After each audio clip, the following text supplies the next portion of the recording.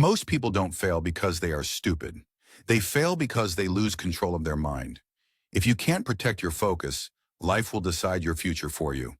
This story might change the way you think forever. In a quiet countryside village, there lived a boy named Ethan. He learned quickly. He remembered easily. He understood lessons faster than most kids his age. But Anne couldn't focus for long. When he opened a book, his mind drifted away. When he worked, his hands stayed busy, but his thoughts wandered elsewhere. It wasn't because Anne was lazy. It was because the light in his mind kept flickering. Anne's father often said to him, "Son, your mind is like a small oil lamp. If you don't protect it, the winds of life will blow it out." It's not the smartest person who wins. It's the one who keeps their light burning the longest.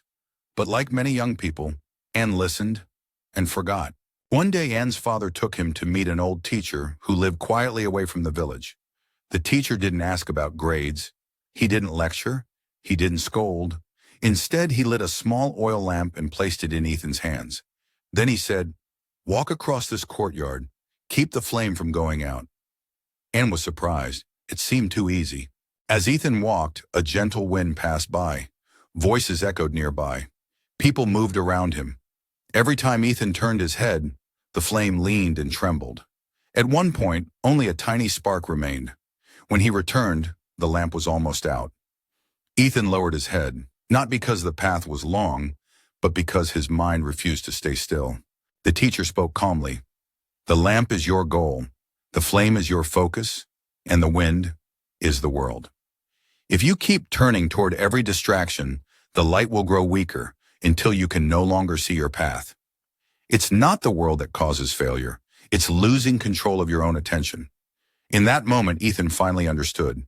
From that day on, Ethan began to change, slowly. He woke up at the same time each day. He studied in short, focused sessions. He placed his phone far from his desk. Every morning he sat quietly for a few minutes, as if shielding a small flame from the wind. His mind still wandered, but he didn't give up. He wasn't forcing silence. He was learning how to protect the light.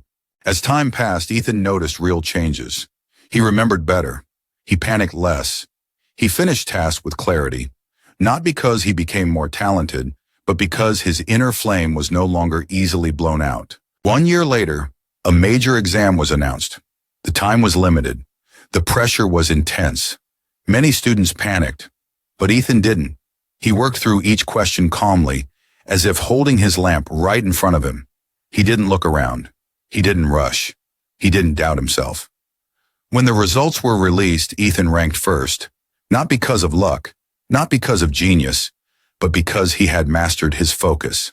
The old teacher smiled, because Ethan had learned how to keep his light alive, even when the winds of life were strong. If your life feels scattered right now, ask yourself this: is your inner lamp still burning, or is it flickering in the wind? You don't need more motivation.